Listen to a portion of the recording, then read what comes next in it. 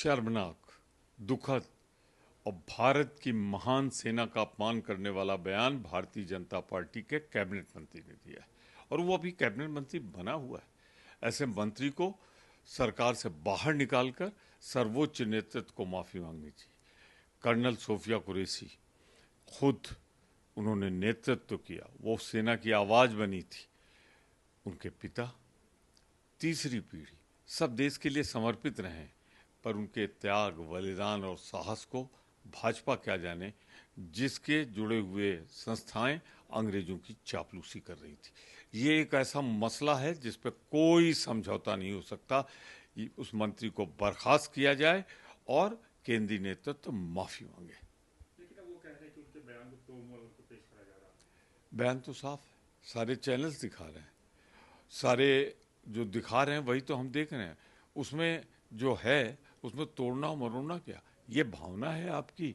एक colonel Sophia जो हमारे सेना की आवाज़ बनी है, जिसकी 3 पीढ़ियां देश के लिए समर्पित है, और उसके लिए उस पार्टी का मंत्री बोल रहा है जिस पार्टी से जुड़े हुए संगठन ने अंग्रेजों के समर्थन की घोषणा की थी।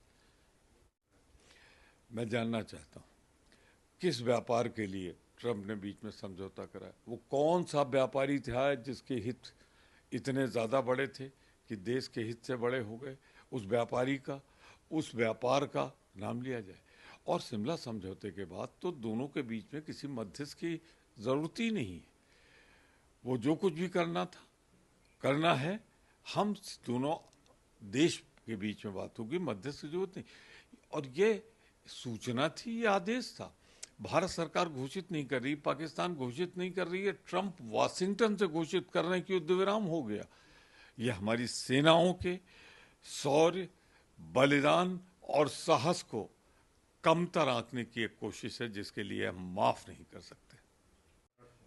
मैं क्या हुआ क्या नहीं हुआ इस संदर्भ में सिर्फ इतना कहना चाहता हूं कि आतंकवाद के खिलाफ भारत की सेना और भारत की सरकार को हमारा पूर्ण समर्थन है, और हम सेना के साहस, बलिदान को, शौर्य को सैल्यूट करते हैं।